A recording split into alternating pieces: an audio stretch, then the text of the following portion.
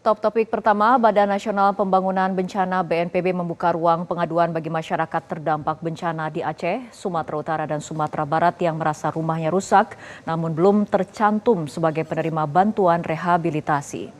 Kepala BNPB Suharyanto dalam rapat koordinasi pemerintah bersama DPR RI di Jakarta mengatakan bahwa hal tersebut sebagaimana yang dilakukan oleh sejumlah warga di Aceh Tamiang, Lok Semawe, dan Pidijaya yang menyampaikan keberatan karena belum masuk daftar penerima.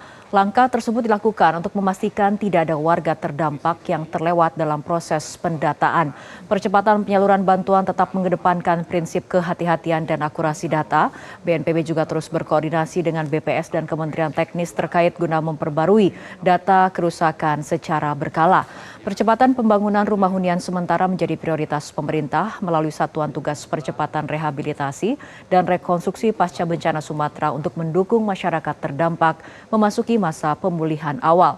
Berdasarkan data BNPB dari total 17.332 unit rumah hunian sementara yang diajukan, sebanyak 5.039 unit telah selesai dibangun dan siap dihuni pada bulan Ramadan 1447 Hijriah. Selain itu, pengajuan pembangunan hunian tetap tercatat sebanyak 14.286 unit, sementara skema bantuan dana tunggu hunian terus dioptimalkan untuk memenuhi kebutuhan dasar masyarakat selama masa transisi. Seperti misalnya gotong royong untuk membersihkan lumpur di gang-gang, di rumah-rumah. Menteri Dalam Negeri Tito Karnavian mengungkapkan bahwa ada 29 desa yang hilang akibat bencana hidrometeorologi di Sumatera dan Aceh.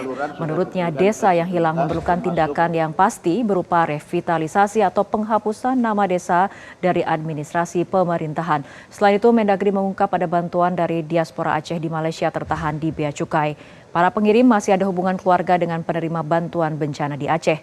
Tito pun meminta dukungan DPR untuk menindaklanjuti hal tersebut agar bantuan bisa diterima oleh keluarganya.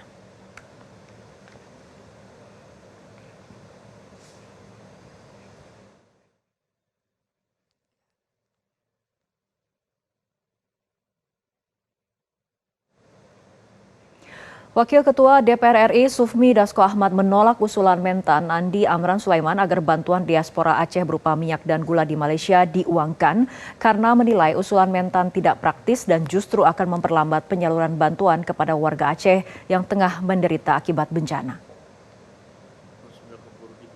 Barangnya sudah tinggal dikirim dan cuma hanya satu kali. Dan saya pikir mungkin kita bisa kasih dispensasi karena cuma sekali, daripada nanti kita kan repot harus diuangkan lagi, beli lagi kan begitu. Jadi nanti mungkin Pak Menteri Sekretaris Negara dan Pak Menteri Keuangan bisa koordinasikan dengan Dirjen Bea Cukai. Ini kita sudah dengar tadi dari Pak Menteri Pertanian, karena ini kan namanya sumbangan dan hanya satu kali dan jumlahnya juga tidak akan mengganggu. Jadi saya pikir mungkin Pak Mendagri kita bisa realisasikan secepatnya supaya barang-barang ini bisa masuk dan diawasi dengan ketat langsung ke pengungsian-pengungsian dalam rangka menyambut puasa dan Hari Raya Lebaran. Begitu ya Pak ya? Pak Menteri Pertanian, begitu? Izin Pak Ketua. Ya. Selama ada keterangan dari BNPB, ini lepas, bisa kita bebaskan Pak. Jadi BNPB bilang ini barang untuk bantuan bencana, Bea Cukai akan melepaskan itu. Oke, BNPB, oke. Jelajahi cara baru mendapatkan informasi. Download Metro TV Extend sekarang.